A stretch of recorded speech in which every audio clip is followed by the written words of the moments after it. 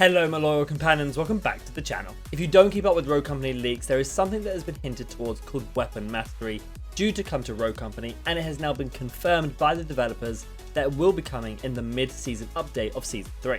Weapon Mastery is a really interesting concept that will change up the game considerably. And in this video, I will not only talk about what Weapon Mastery is so you understand it, I'll also be giving my thoughts and opinions at the end. For now though guys, if you do go on to enjoy the video or you appreciate the educational content coming out from this channel, make sure you drop a like and subscribe. For now though, let's get into it.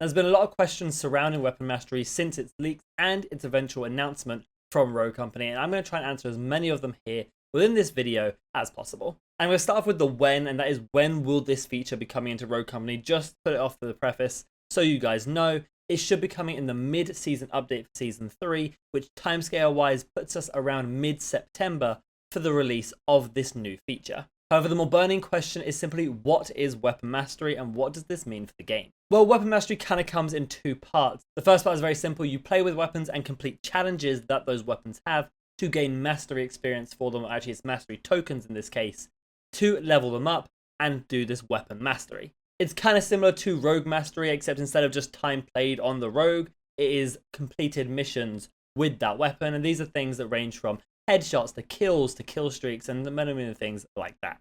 By progressing through your Weapon Mastery, you'll get things like new camos and just the experience and grind of grinding for these weapons. However, the second part of Weapon Mastery is what really makes it more interesting and what the main talking point about this new concept is. The way it works is that when you max master these weapons, get them to level 5, you will be able to play them on any other rogue who has that type of weapon, that class of weapon, within their kit. So, let me explain. Essentially, if you really like the 24S, which is exclusive to Lancer and to Switchblade, you can play with the 24S, do the challenges, master the weapon all the way up to Mastery 5, and then you will be able to use that instead of any other SMG on an SMG rogue.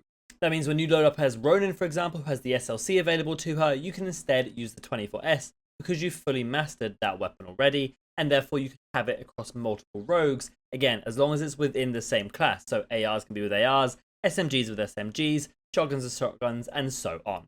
When it comes to pistols, melee weapons, and gadgets, there is mastery for them, so we can level them up. However, the second part, which is being able to universally switch between them on different rogues, will not apply. So every rogue will still have their base pistol, their base melee weapon, and their base gadgets. As for now, it is only the primary weapons that are the ones you can interchange. Hopefully that right there made sense and helps you understand what Weapon Mastery is. Play with these guns, do the challenges to gain mastery points for them, level them up, gain cosmetics, and also gain the ability to play them on any rogue you choose, assuming again that they have that specific weapon class already available to them. And then the next question is why? Why have they added into this game? What is the point? And is this going to be something that is completely game breaking? Game breaking, I'm not sure, but game changing, almost definitely. Being able to play with a variety of weapons on different rogues is something we've never seen before within Rogue Company. It is a complete shift of the original direction for rogues and their individual kits, and could offer a lot of unique change. The community as a whole are leaning slightly more towards being against this, at least the initial concept of it, as I was when I first heard about it throughout the leaks months ago. However, I've had a lot of time to think about it and a lot of discussions to talk about it with developers, and honestly, I think I like this as a direction for Rogue Company. I'm going to explain why. Not only does the basic weapon mastery of being able to grind weapons it sound absolutely amazing, grab skins, and if you complete the 100% mastery on every weapon in every class, and all the pistols, melee weapons, and gadgets as well, you get a brand new exclusive weapon wrap, I believe, that you can see here. And it looks kind of cool. I don't know, I guess this is their version of like Damascus or Dark Matter if you played Call of Duty. So I kind of like the grind aspect. But when it comes to that second part with that universal weaponry, these are my opinions. I actually think this is going to allow rogues to be more individual. I know that sounds really weird because so many rogues have their base kits and you know Ronin for having the K30 and the SLC, and that is her identity. Well, actually what I think is going to happen is because you can choose any gun on these rogues within their respective classes, it means that the weapon choice of it isn't that important. Right now within Rogue Company, weapons are really important on rogues and they do determine whether you play them or not. For example, somebody like Saint isn't really that played because his weapons are kind of meh, Trench in the same boat, whereas somebody like Seeker or Dallas are picked up because they have two of the best weapons in the game.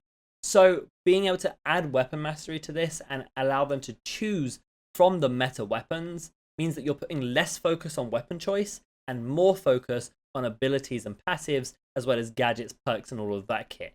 I think this is actually going to end up you focusing more on the rogues that you want to play from a tactical point of view with their kit, rather than worrying too much about what weapons they have and whether those weapons are strong enough.